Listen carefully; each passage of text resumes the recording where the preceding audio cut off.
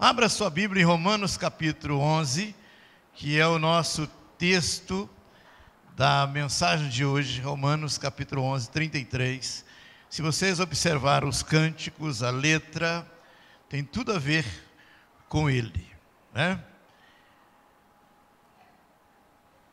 Vou ler o texto, depois eu volto na introdução, no tema, etc. e seguimos em frente. Romanos capítulo 11, verso 33. Ó profundidade da riqueza, tanto da sabedoria como do conhecimento de Deus. Quão insondáveis são os seus juízos e quão inescrutáveis os seus caminhos. Quem, pois, conheceu a mente do Senhor? Ou quem foi o seu conselheiro? Ou quem primeiro deu a ele para que lhe venha a ser restituído? Porque dele, e por meio dele, e para ele, são todas as coisas. A ele, pois, a glória eternamente. Amém. Porque dele, e por meio dele, e para ele, são todas as coisas. A ele, pois, a glória eternamente. Amém. Muito obrigado, Senhor, pela Tua palavra que é abençoada e que tem nos abençoado. E que a palavra hoje, por mais simples que seja, possa vir edificar nossos corações, venha nos motivar ainda mais a reconhecer o Teu senhorio sobre as nossas vidas e que o motivo principal da nossa existência seja o que foi lido aqui agora, para a Sua glória, a nossa existência e vida em nome de Jesus. Amém. Amém. Vou voltar aqui um pouquinho, relembrando uma situação, um episódio muito ruim, negativo, que aconteceu esses dias aí, um grupo de humoristas, ou pelo menos se denominam como humoristas, e tem um deles que foi o escritor do script lá, da falas, do filme, etc.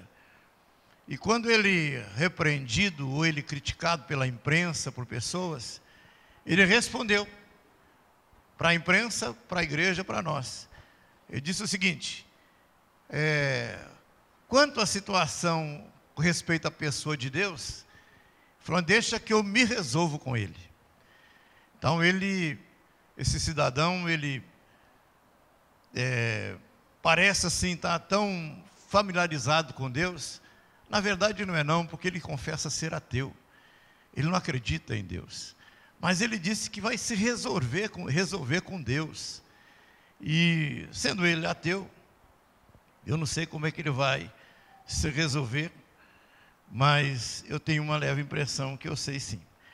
Mas quando a gente entende com respeito à postura de alguns que não acreditam em Deus, não acreditam que ele exista, né? Mas tem outros que acreditam que ele existe, acredita que ele é o Senhor, que ele é Deus, porém não lhe dá a honra, conforme a Bíblia lá em Malaquias fala, se eu sou o Senhor, onde está a minha honra? Então o próprio Senhor dizendo para nós homens, aqui na face da terra, dizendo que se nós reconhecemos que Ele é o Senhor, onde que está a honra? E tem outros que até confessam que o ama, até confessa que ama a Deus, até declara em cânticos, em músicas e letras, que o ama. Mas a Bíblia fala que a maneira mais clara da nossa expressão de amor a Deus é a nossa obediência a Ele. Está lá em João capítulo 14, que você pode declarar o seu amor, a sua declaração de amor a Deus, através da sua obediência nos mandamentos, aos mandamentos do Senhor. Então ele está dizendo assim, para nós olharmos para Ele no seguinte sentido, de que a razão da nossa existência, tudo que nós fazemos ou vivemos, que seja para Ele a glória, que seja dada a Ele a glória, que a razão pela qual nós existimos e vivemos, seja a Ele a glória, a honra. Mas eu quero fazer uma pergunta para nós aqui hoje à noite. Por que Deus tem o direito de ser o nosso Senhor, ou de ser o Senhor, ou de ser reconhecido como o Senhor do universo? A gente pensa assim, por que Ele tem o direito? Talvez você esteja pensando assim, da maneira bem simples, porque Ele é Deus. Mas como eu disse, tem alguns que nem acreditam que Ele é Deus, que Ele exista. Mas por que ele diz então que ele é o Senhor e nós dizemos assim: Deus, nós reconhecemos o teu senhorio, nós reconhecemos que o Senhor tem direitos sobre a nossa vida como Senhor da nossa vida. E a primeira coisa que eu quero colocar aqui para nós, que eu entendo porque Ele tem o direito de ser o nosso Senhor, Ele tem o direito de receber toda a honra e glória, toda a confissão nossa, dos últimos minutos desse ano, dos primeiros minutos desse ano que vem, agora 2020, até a sua existência, de você estar rendendo a honra e a glória para Ele, porque Ele é o nosso Criador. Ele foi aquele que nos criou. E quando nós pensamos nele como nosso Criador, no sentido de ter planejado e executado a existência da humanidade, quando ele pensou assim: olha, eu vou criar um povo, pessoas com quem eu possa me relacionar com eles, eu possa conviver com ele, porque o pensamento dele, em primeiro lugar, foi isso, foi relacionar, foi conviver com pessoas. Ele não pensou em robôs, ele não pensou em máquinas, ele pensou em pessoas. Homens e mulheres cuja vontade é livre, cujo coração é livre para decidir, escolher sim ou não. Ele nos fez com livre-arbítrio. Nos fez na condição de poder falar assim: olha, eu quero ou não quero. Então, quando Ele nos fez, Ele nos criou, e pensando na liberdade que nós temos para ter relacionamento com Ele, para conviver com Ele, Ele pensou isso: olha, eu vou criar pessoas que eu possa relacionar com elas, que eu possa amá-las, e que eu possa ser amada por elas também. Então, quando Deus tem falado isso, Ele pensou: olha, não vou fazer algo ou alguém de forma especial. E eu quero ler em 1 Pedro capítulo 1, verso 18 a 20, diz assim na minha tradução: sabendo que não foi mediante coisas corruptíveis, como prata ou ouro, que fosse resgatados do vosso fútil procedimento, que vossos pais vos legaram, mas pelo precioso sangue, como de cordeiro sem defeito e sem mácula, o sangue de Cristo, conhecido com efeito antes da fundação do mundo, porém manifestado no fim dos tempos para amor de vós. Então a Bíblia fala aqui que Ele, conhecido com efeito antes da fundação do mundo. Então, antes do mundo existir, antes de você pensar em Gênesis 1, 2, Deus já tinha pensado, tinha idealizado, planejado a sua criação no sentido da humanidade, pessoas com quem Ele iria se relacionar. E quando Ele fala dessa existência, desse povo pessoal, ou seja, dessas pessoas com quem Ele ia se relacionar, conviver, Ele pensou nele próprio.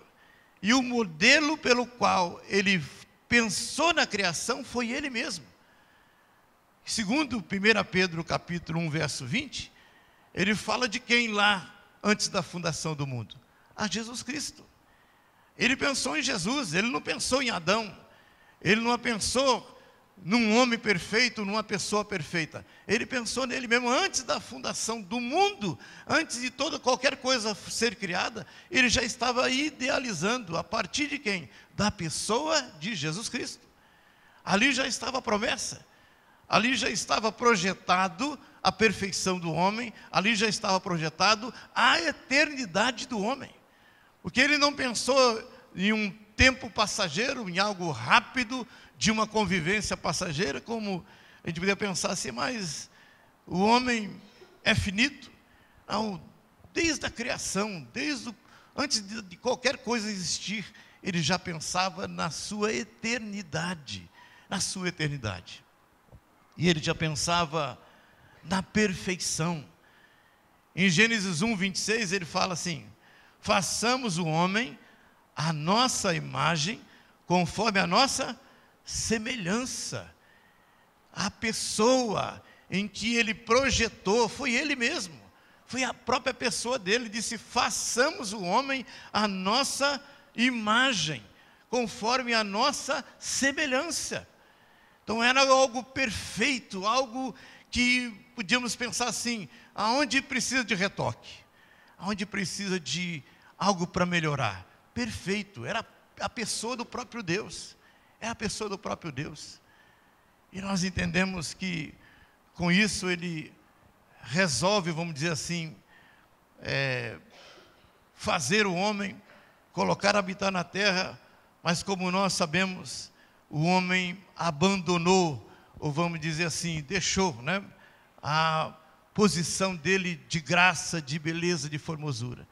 Adão sendo criado perfeito e segundo a imagem e semelhança de Deus, mas aí ele olha para os lados e, como nós entendemos, foi achado no coração deles um ponto de insatisfação, aonde o inimigo conseguiu entrar, tentá-los e levar ao fracasso. E ele peca contra Deus, e ali deixa então a sua, vamos dizer assim, beleza, a sua formosura, a sua semelhança da pessoa de Deus, e passa a ser agora uma pessoa que se esconde, uma pessoa com medo, culpado e acusado. E quando a gente vê assim a beleza da criação de Deus, a perfeição da criação de Deus, e pensando na eternidade, ele não abandonou o homem na sua condição de caído. E a Bíblia fala que ele saiu à procura do homem, na viração do dia. O tempo que demonstra aqui, fala que na viração do dia, era o momento em que Deus achava propício de estar indo com o homem, para ter uma comunhão, um relacionamento, uma convivência, mas dessa vez, acredito que ele sabia, que ele sabe todas as coisas, o homem estava escondido, estava com medo, estava ali se sentindo culpado, debaixo de condenação e acusado. Mas Deus não o deixou lá, naquela condição de fracassado, de perdido. O buscou, foi atrás dele, foi procurá-lo. E a gente fica pensando assim, Deus tem o direito de ser Senhor, porque Ele é o nosso Criador. Ele tem o direito de ser o nosso Senhor, porque na condição do homem cair e pecar, do homem fracassar, Ele não deixou o homem na condição de fracassado. Ele foi atrás do homem. Ele desceu até onde o homem estava, para buscá-lo e resgatá-lo da condição de perdido, de pecador. Deus tem o direito de ser Senhor, porque Ele demonstrou de uma forma tremenda o seu amor por cada um de nós. Pensando em Adão e pensando em nós até hoje. O seu amor, a revelação do seu amor. E acredito que a razão pelo qual nós estamos aqui hoje, agradecendo a Deus, participando dessa mesa de Santa Ceia, e dizendo, Senhor, muito obrigado.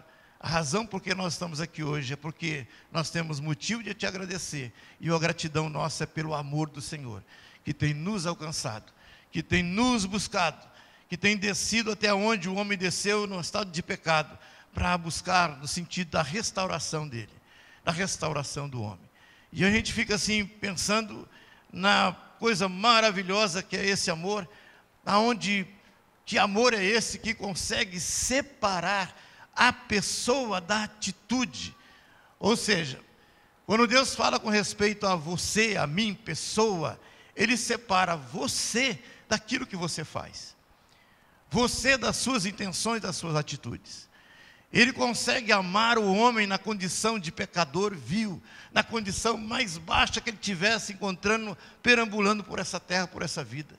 Ele consegue amar, ele ama a pessoa, mas não concorda com as suas atitudes.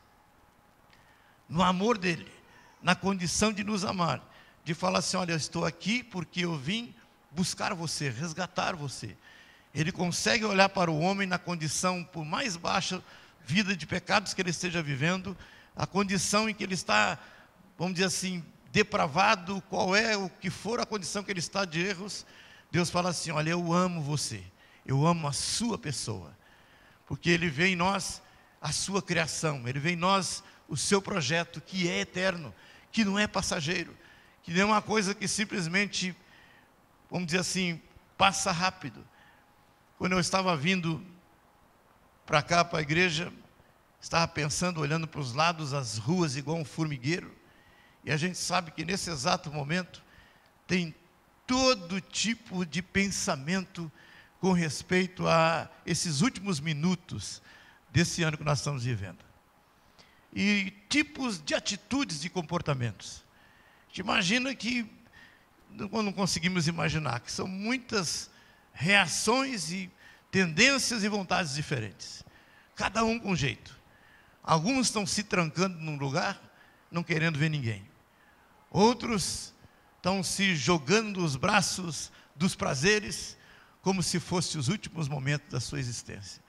Outros estão correndo atrás da família, querendo se relacionar.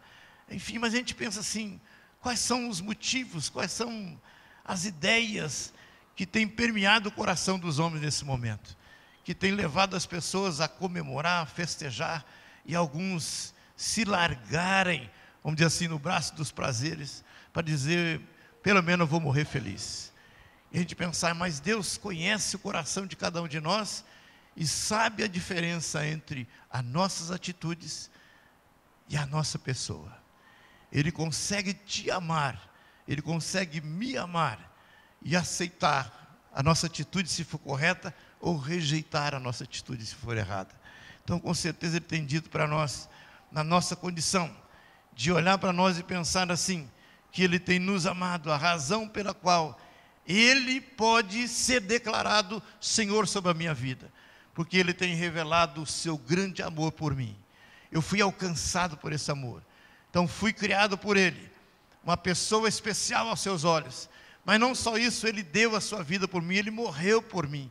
E a Bíblia fala que nessa sua morte, ou seja, na profundidade desse amor, Ele derrotou o inferno.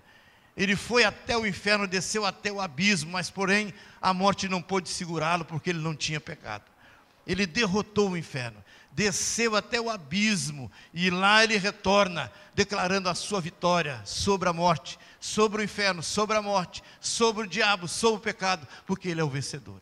Quando ele anda para nós, eu fico pensando, Deus, a razão porque eu acredito que eu posso colocar o Senhor sobre a minha vida como Senhor, é porque o Senhor me amou de tal maneira, me dando a vitória sobre todas as coisas, conforme falamos aqui sobre o inferno. Eu não preciso temer o inferno, eu não preciso temer a morte, eu não preciso temer o diabo, eu não preciso temer o pecado, porque essas coisas já foram derrotadas na cruz do Calvário.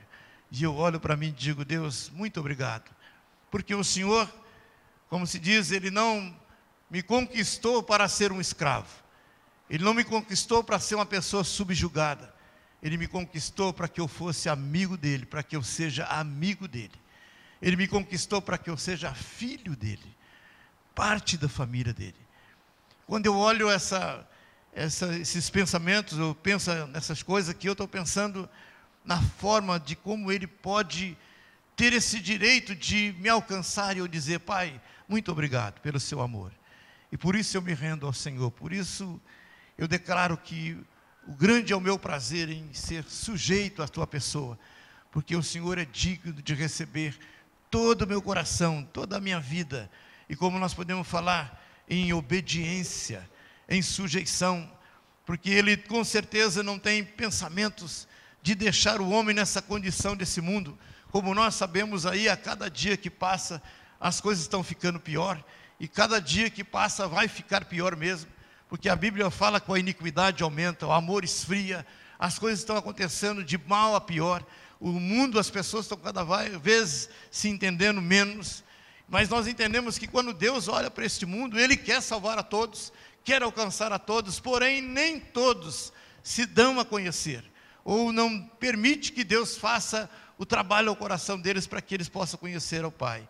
Mas eu olho para nós e fico pensando assim, na sua palavra onde Ele disse, olha, não vou deixar vocês nesse mundo, eu não vou permitir que vocês vivam nesse mundo perdido, ou como se diz, sem chance, sem solução, conforme alguns acham que esse é o caminho que nós vamos estar trilhando, porque não tem saída. Alguns não acreditam em Deus, outros não acreditam na Bíblia, outros não acreditam que essa questão de religião é importante, mas nós temos entendido isso, que Deus no seu amor tem falado assim, olha, eu vim aqui para salvá-los, eu vim aqui para alcançá-los, eu vim aqui para levá-los para morar comigo. E eu, domingo, pregava a mensagem, encerrando, falando sobre essa questão do novo céu e a nova terra, e pensando no novo céu e a nova terra, um lugar intocável, um lugar aonde ninguém pode tocar, um lugar aonde ninguém pode corromper, vamos dizer assim, aonde o pecado não vai poder ter acesso, aonde o mal não vai ter acesso, mal no sentido de maldade e no sentido do mal mesmo maligno. Então não vai ter acesso a esse lugar especial. Esse lugar agora não vai ser blindado por, vamos dizer assim, exércitos, mas vai ser blindado pela glória de Deus. Aonde o homem, nós que vamos estar sendo resgatados, chamados para essa moradia eterna com Ele, vamos estar podendo habitar nesse lugar para todo sempre. E diz a Bíblia que não vai ter sol, nem lua, não vai ter dia nem noite, porque a sua glória vai brilhar para toda a eternidade. Vai ser a glória dele que vai estar brilhando as nossas vidas, esse lugar ou a eternidade diante dos olhos dos homens agora. E a gente entende que a vida ou a experiência que nosso irmão Paulo teve, a ter um pouco, uma pitada da visão da glória de Deus, ele ficou cego. Uma pitada, só um pouquinho que ele viu, ele ficou cego. E Deus sabe que se nos levar na condição que nós estamos hoje, não temos condição de contemplá-lo.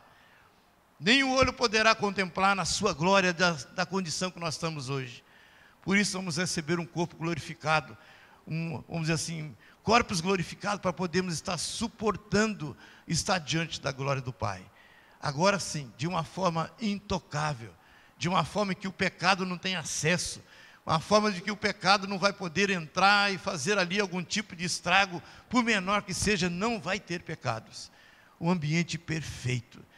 E eu fico pensando, por que Deus tem direito de ser Senhor sobre a minha vida? Porque eu acredito, conforme falei, domingo à noite, Ele tem feito essa promessa para mim, de me levar para morar nesse lugar de glória, para morar nesse lugar perfeito, aonde para todo sempre, agora sim, voltando para o nosso plano original, ou melhor, pelo plano original de Deus, aonde pela eternidade, não vamos sofrer mudanças mais, pela eternidade. Aí voltamos ao propósito original de Deus, voltamos para o propósito dele, aonde não vamos sofrer mais mudanças, não vamos sofrer mais qualquer tipo de interferência contrária, porque agora estamos na presença do Senhor para todo sempre. E eu oro para nós e penso assim, Deus, muito obrigado, porque essas coisas eu entendo, que me faz entender como sendo o Senhor Criador, como o Senhor meu Salvador, como aquele que se preocupa comigo, que tem planejado o melhor para mim a cada tempo e no meu futuro. O Senhor tem todo o direito de ser o Senhor sobre a minha vida. O Senhor tem todo o direito de ser o Senhor sobre a sua vida. O Senhor tem todo o direito de te governar, de ordenar as coisas sobre a sua vida, de você estar se sujeitando, submetendo a Ele, dizendo, Senhor, muito obrigado, porque eu tenho aprendido os teus princípios, e neles tenho que viver a cada dia. O Senhor Salomão, quando escreve Eclesiastes, no último capítulo, ele está ali tratando de algumas coisas nesse livro, com respeito à vida vazia do homem, e falando de que tudo que o homem alcança nessa vida, neste mundo, e jogado no coração, no centro da sua alma, se torna algo vazio e vaidade.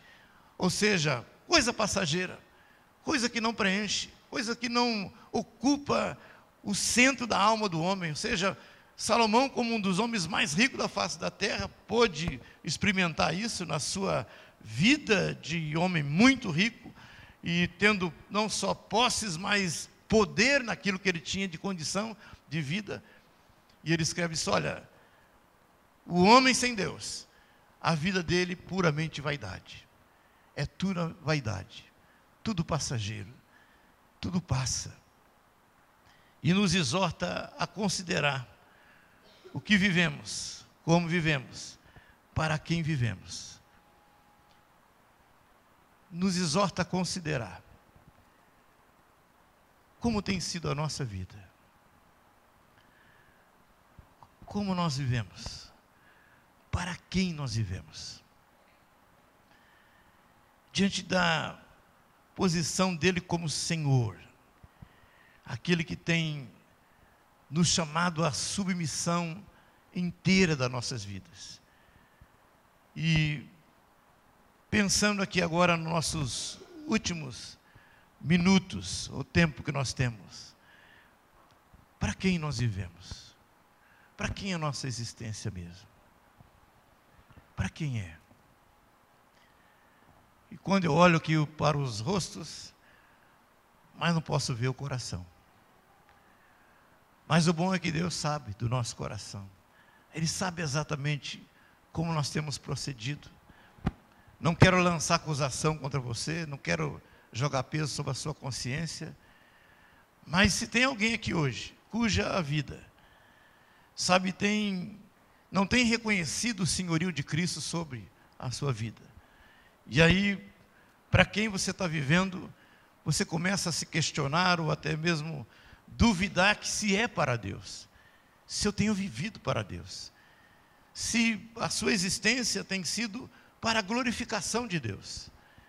E a gente fica pensando assim, muitas vezes conjecturamos na nossa cabeça, como é que é isso, viver inteiramente para a glória de Deus? Isso não quer dizer que nós temos que viver 24 horas recitando versículos ou pensando conforme algumas pessoas fazem, com as suas contas, né? Repetindo frases religiosas e com isso fazendo, vamos dizer assim, um mantra sobre a sua mente, achando que assim ele está inteiramente consagrado, dedicado a Deus. Mas a Bíblia fala que até comendo, até bebendo, o que nós vamos fazer, qualquer outra coisa, seja para a glória de Deus. Tudo que nós estamos fazendo deve ser para a glória de Deus, porque se aquilo que eu faço está saindo fora, ou seja, de obediência a princípios, então passo a viver para mim, dependendo da situação, ou quem sabe para agradar outros, dependendo da situação, ou quem sabe para a minha própria vaidade, no sentido daquilo que eu estou vivendo, que eu estou existindo. Então a Bíblia tem nos exortado, cantamos hoje à noite, nesse sentido. Qual é a razão? A razão, na verdade, é tudo para Ele. Tudo que fazemos é para Ele. E eu estava ali cantando, pensando, no nosso último culto, já pensando no começo do ano, e pensando em deixar um desafio para nós como igreja, no sentido de que vamos decidir viver um avivamento. Decida viver um avivamento. Decida viver um avivamento na sua alma. Sabe, decida que a sua vida, o seu próximo dia, o próximo ano que começa daqui a pouco, não vai ser a mesma coisa desse que está rompendo o tempo agora. Não vai ser a mesma coisa. Porque o seu coração, procurando honrar a Deus sobre todas as coisas, agradecer a Ele pela morte dEle no Calvário, te resgatando do inferno, do pecado, da morte, agradecendo a Ele porque Ele tem falado que esse não é o lugar da nossa morada, mas está preparando um lugar melhor para nós, e sabendo que cada minuto, cada tempo da minha vida nessa terra deve ser para a sua glória, inteiramente para a sua glória. E aí eu digo o seguinte: se cada um de nós que estamos aqui hoje saímos pensando isso, colocando como um propósito no nosso coração, colocando na nossa vida, falando: Senhor, vou viver um tempo diferente, vou viver um tempo diferente, eu vou viver, Senhor, os princípios que eu já conheço, vou viver as letras dos hinos que eu tenho cantado e já conheço, que muitas vezes nós declaramos em versos e prosa, mas ficamos longe no coração a declaração que nós fazemos. Então vamos decidir viver um avivamento. Vamos colocar Deus acima de tudo na nossa vida, do nosso coração.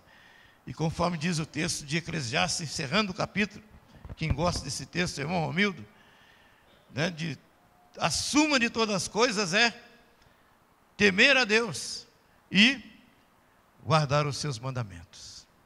A suma de todas as coisas, a suma de tudo. Quando nós olhamos para nós, o que eu conquistei esse ano, qual tem sido a minha vitória, qual é o meu sucesso, qual é a luta, qual é a batalha, qual foi a dificuldade e quem sabe qual foi a derrota. A suma de tudo é tema a Deus, temor a Deus e guardar os seus mandamentos.